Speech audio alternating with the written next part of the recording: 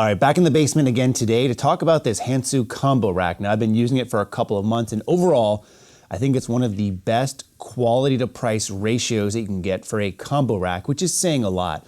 Now, if you're not familiar with combo racks, this video is probably not going to be for you, but one thing that you should know regardless is that in general, they are very expensive, and this unit that I'm sitting in right now retails with an MSRP of like $3,400 US. It's actually marked down to around $2,900 as of the time of this video. Is actually a really good deal in context with the rest of the market. Now, that being said, it is not a perfect rack by any means, but again, what you get for the price that you get it for, comparatively speaking, I think it offers one of the best values out there. So in today's video, I'm going to talk and walk you through it, just call out some features that you might want to be aware of, as well as things that I think could be improved on this model, because it's not perfect by any means. But again, for the price point and what you get, it is a very appealing package. And Hansu has always been really good in terms of taking feedback and implementing that going forward. So without further ado, let's go on and get into it. All right, let me talk you through this rack just a little bit in terms of the basics. I mentioned the price point already, but one of the things that I haven't mentioned is the fact that this thing ships for free, which is nice because it is one of the heavier combo racks on the market at about 440 pounds. So it is definitely heavy. And the nice thing is when this was delivered for free with free shipping is the fact that it came with a big wooden box. Everything was packed and secured really nicely. In fact, I got a lot of people asking if they could buy my box because they wanted to make like a planter thing for it in their garden. But really nice to see, especially considering this comes from overseas. And when you deal with that, in addition to something that's really heavy, you oftentimes see lots of damage. None here.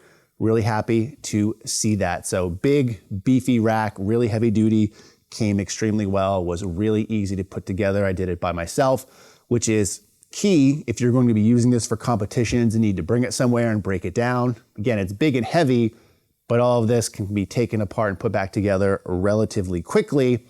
The only thing I will say is putting it together, one thing that I noted is that you need to have a 14 millimeter, this wants to focus, which it does not, 14 millimeter Allen wrench, which I did not have. I had to go out and buy this. You need this to put it together. Would have been nice if they included that, but it is what it is. So let's go ahead and talk about some of the other things with this rack in terms of how it looks. So as you can tell, or hopefully, depending on my color grading, it is a gray rack with black accents. So the bench is all black. It has some gray accents on the braces below with Hansu branding.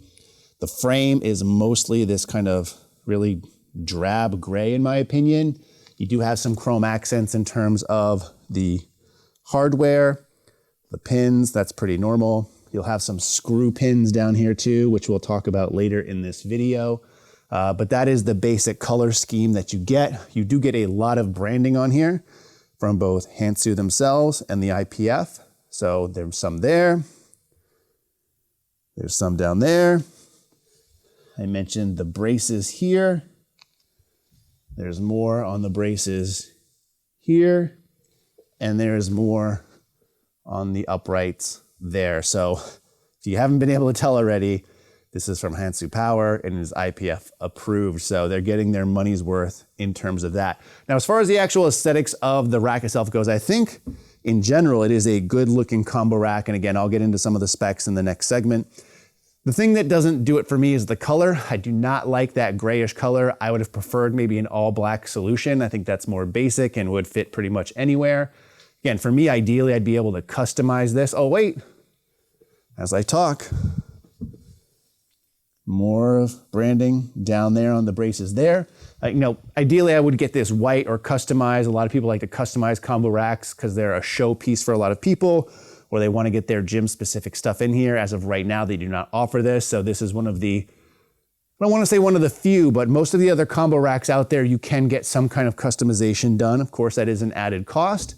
But in this case, you are just stuck with this color scheme. I did look into powder coating it, but the cost just didn't make sense for me to do that. But overall, I do think it is a nice looking piece of equipment, just in the wrong color.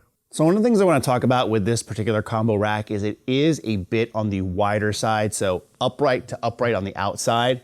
I'm getting just over 48 inches. So that puts it very similarly spec'd to like my Rogue Monster rack, which is 49 inches, which a lot of people don't like in terms of the width, because they find that they bang the weights on the uprights as they walk out a squat or when they're unracking or re-racking a bench, whatever they're doing. And in a combo rack especially, that could become a detractor, because in most cases, people are using collars that are extremely thin, which puts the weights even closer. So this 48 inches, in my opinion, it's a little tight. You do get used to it. I think that's one of the benefits of having a combo rack at home or training on one or training on something that's wider. It makes you clean up your walkout, but just know that it could potentially become an issue in that regard. Now, so the rack does come with face savers, which is really nice. And another nice feature of the face savers is that they are coated with UHMW, so your bar is going to be protected.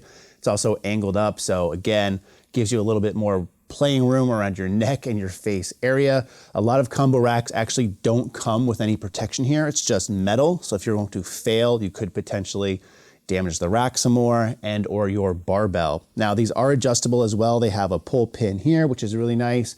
I'm going to show you just the process of taking them off, because they do have an extension foot on the bottom, which you shouldn't necessarily be using during squats, depending on how wide your squats are. And you do also have to take these off if you want to move the rack in or out, which I will also show you in this video. So let's take these off here.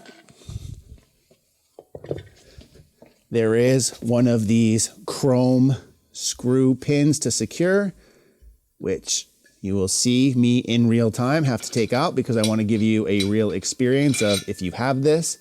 We take that pin out, and then this should, in theory, just slide right out. But one of the things that I've noted is sometimes this is a little tight. So let's see how I can do it on camera.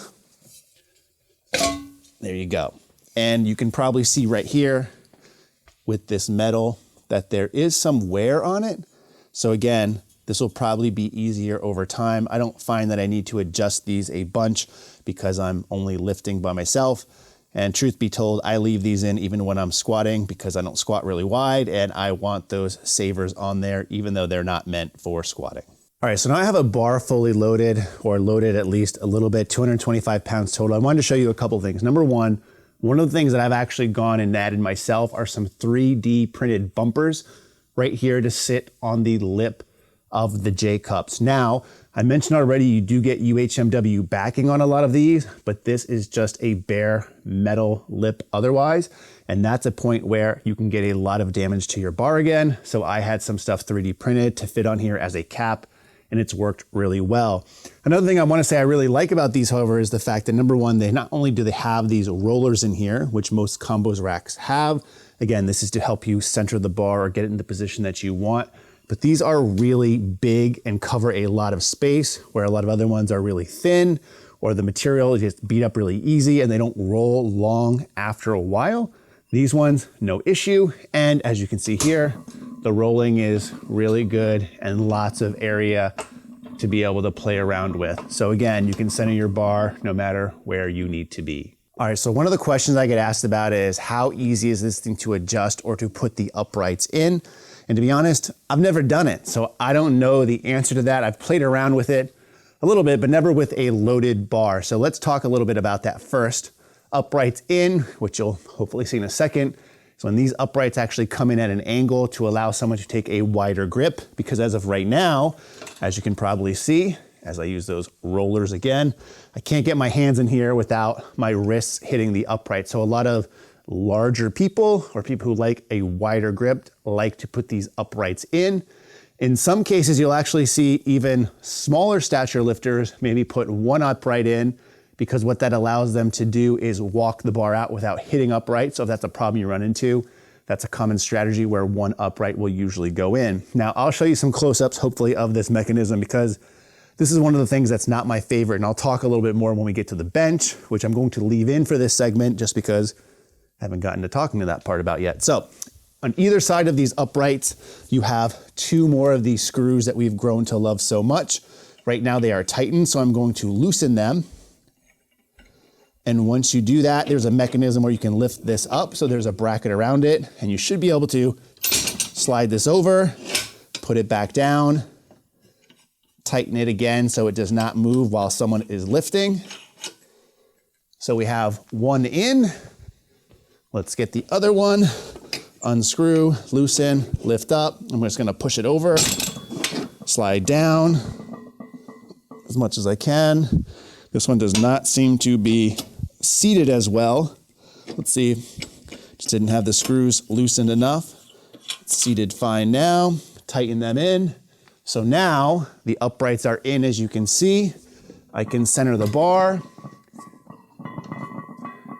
Looks about right. So what I'm looking for on my end, or at least to give you an idea, so right now the rings are about right here and right here, so right on the inner parts of the lips. I could then get a wider grip, get under the bar, and of course, there you go. I am now a super heavyweight power lifter. So that was really easy. And again, I was not expecting to be that easy. Probably when you have more weight on here, it's going to be more difficult. Probably as the rollers get worn down even more and maybe aren't as much of a circle, so to say, and they're more, have some harder edges on it, it might be more difficult because right now they roll really well, even with a couple of months of use. Let's see how hard it is to switch them back. So again, loosening them up, lifting up, pushing over. Not as easy to push this over, so I'm going to stand, pull it, drop it, screw it, make that onto a t-shirt, lift up, pull over, drop down, tighten, and we're good. So actually that went a lot better than I thought it potentially would. So putting these uprights in or out is a very simple and easy to use process. And again, depending on if you're using this in a competition or in a gym, you'll have different lifters coming and changing this for each attempt. So it's really important to have a feature like that and ease of use for spotters in that case. So putting the uprights in is just one way to adjust these. The more common use case to adjust a combo rack is going to be by these levers. So what you have are these pins. You have a bunch of holes on these uprights, which are laser cut, which I'll show you some close-ups on and I'll talk about in a second. But you then take these lever arms, you would get the secondary pin of whatever you want to do, and depending on how you want to adjust. Let's say in this case, we wanted to move this down.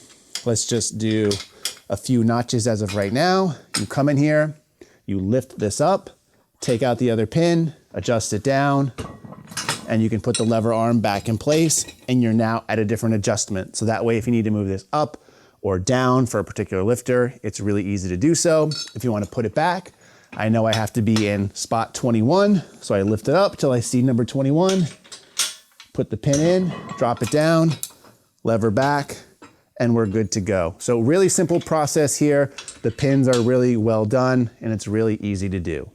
All right, so as I'm transitioning this over to the bench portion, you do notice that you have a second set of J-cups. So you have one up top for squats, one down low for bench. I had mentioned previously I had those 3D printed caps for the squat portion. I do not have them for the bench, but instead of just having bare metal or bare steel, I actually just use some UHMW tape, which does the job just as well and is also really low profile. So if you don't have something 3D printed, you can do this. Or of course, you could just go with the bare steel look. All right, so let's talk about bench next. In my opinion, this is probably where this rack could be the most improved. So I have a barbell set up here and loaded. As I come over here, I want to talk about a couple of things. First of all, before I get into the negative, let's talk about some of the positive. You'll notice these back braces actually come out quite a bit from where the uprights are, so about 2.5 feet.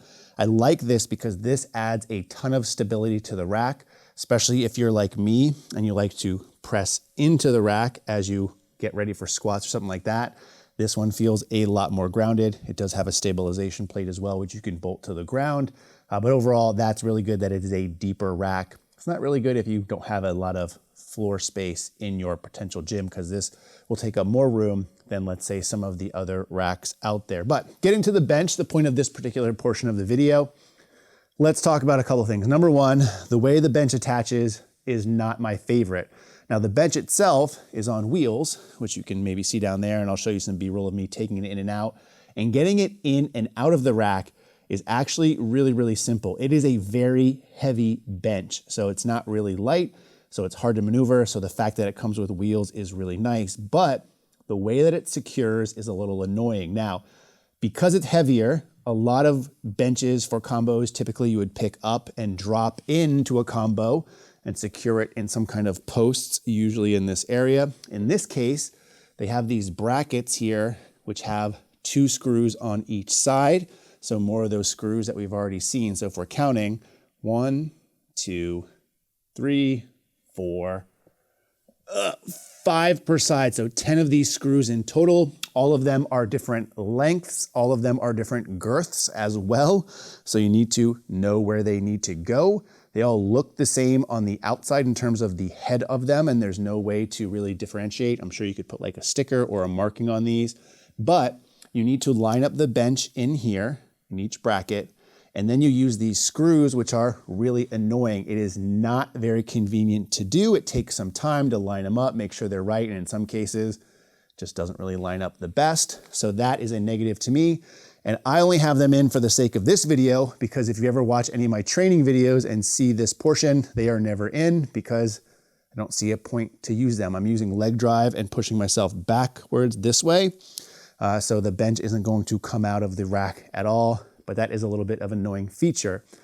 Now, I talked about already how I like the length of this rack better because it's more stability, but that puts some stuff at an awkward position. So because of it using these brackets for the bench, you need to give it some space, so it has to come back a little bit further here.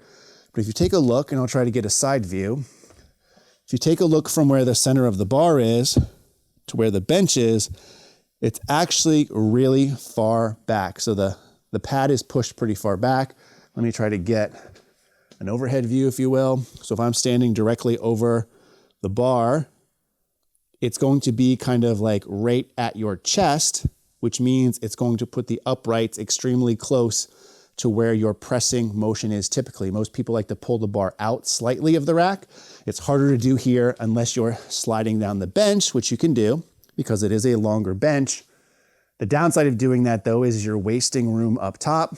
And if you have stuff programmed in like feet up bench presses, you run out of room really quickly on this end, assuming you're using this for that particular exercise.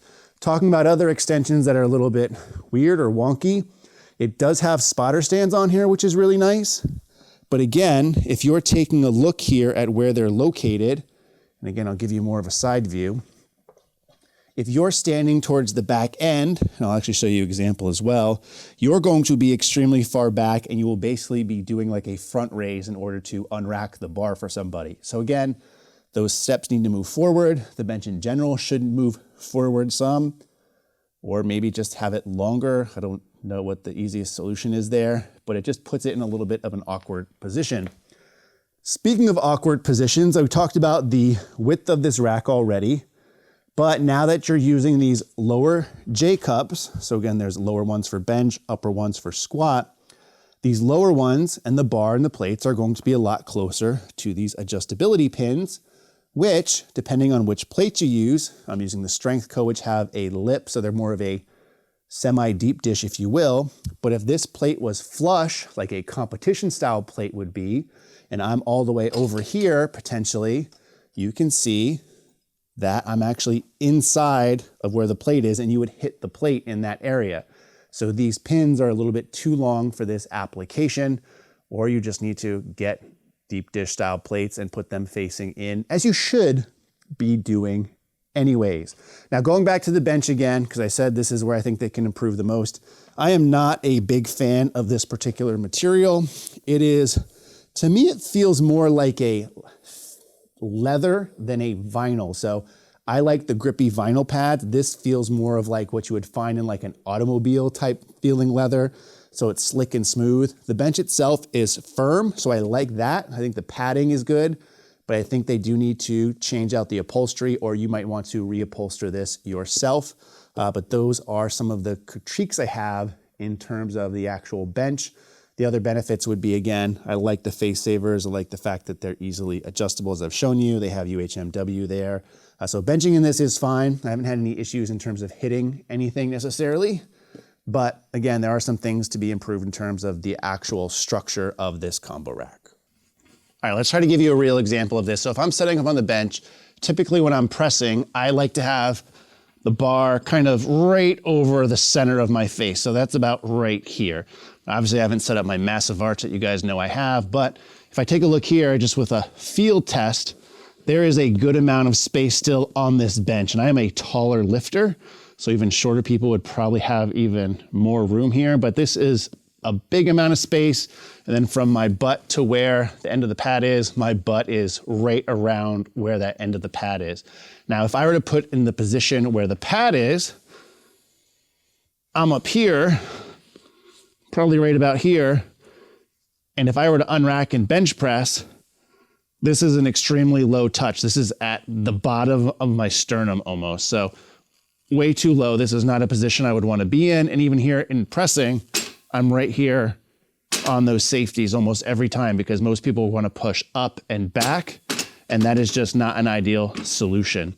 Now, I mentioned already too, when I'm in my ideal situation here, where I'm in my eyesight is with the bar, it's over my face. If I were doing feet up bench, which is an accessory I like to do, I really don't have any room to put my feet in this position. So I'd have to back up. And even then, I'm fighting to get even just my heels on the bench here. But again, not really in the best ideal position for pressing. So definitely something that should probably be addressed. Now, while we're on the topic of things that I'd like to see addressed, let's talk a little bit about these laser cut numbers in the uprights. They're nice. When I first installed this, I actually had this upright on this side. And the reason I know that was the case is because there's only laser cut numbers on one side of the uprights. And again, because of where the pins are, and potentially if this was a loaded bar, I wouldn't be able to get to this pin because the plate would block it. So of course you want to load the pins or insert the pins from the inside portion. Now that's fine, but if I were a spotter or loader and I'm standing in my position here to adjust the uprights to whatever portion I need to get, my view is this. I don't see any numbers here, so I have to lean over to the side and look, which is doable, but it's annoying. The other person on that side was also going to be leaning in. So an easy solution would just be to put the numbers on here as well, because that would make things very easy. And when I get this upright in, I could say, oh, hey, I'm on spot 11 right here. And the number would be right there in line with the pin, and it would make things much, much easier. All right, so I'm not sure how long this video is gonna end up being, but what I will say is I probably spent a majority of the time talking about things that I'm nitpicking on this particular combo rack that I wish were different or a little bit annoying. What I'm trying to convey here are just some things that you will note if you decide to go with this combo rack in particular. However, I would be remiss if I didn't say all combo racks have problems. There's no combo rack out there that is perfect in any regard, because they're meant to be able to be squatted in, benched in, set up quickly, taken down quickly, adjust very quickly, in, out, high, low, whatever the case may be, break down, put in a car or a truck and bring to a meet. You are going to lose a lot of higher end features that you might have in other pieces of equipment. So it's not just this combo rack, but I'm trying to give you my viewpoint on this one in particular. And again, things that I've noted in using it for the last couple of months. But if you recall at the beginning of this video, I said what I said and I stand by it. I think for the money, at $2,900 delivered as of the time of this video, it's hard to find a better value to quality combo rack on the market. So some quick comparisons. I think if I had to compare how this rack is built to other racks on the market, I would compare it most favorably to the Rogue or the Ghost models. The Rogue one is $3,500 delivered to me, at least at the time of this video it is, so $600 more. It's also almost a full inch wider. So I already said this rack is wide, so to go even wider, that could be a potential issue. That is something to take into consideration. The Ghost racks are even more expensive than that. So do you want to spend a couple of extra $1,000 to maybe get a very similar experience? I don't know. If you're looking at budget-friendly racks that you can customize, I think the most appealing combo to a lot of people will be the Texas Strength System ones. And at the time of this video, the actual rack itself is about $2,500. If you want to add face savers, it adds another $400, so right at $2,900 at that point. You then have to pay for shipping and tax, so you're probably looking at like $3,500 for that as well. You do get some color options, but it does have a shorter footprint, which means it's not going to be as stable necessarily. You also don't have UHMW covering everything like you do in this rack. So again, there are trade-offs no matter what combo system you go with. But I think if you're interested in an IPF approved rack or even non-IPF approved combo rack, for the money, this one has a lot to offer, with just some caveats as all combos would. Now, let me know in the comment section down below if you have other questions or you have other things you want me to give my feedback on. Again, I just tried to shoot from the hip with this and just talk through it as I would use it and just note some things that I noted as I've used it. But of course, I'm optimist things as I don't plan these out very well. So leave me those comments in the comment section below. In the meantime, as always, thanks for watching and stay big. Woo!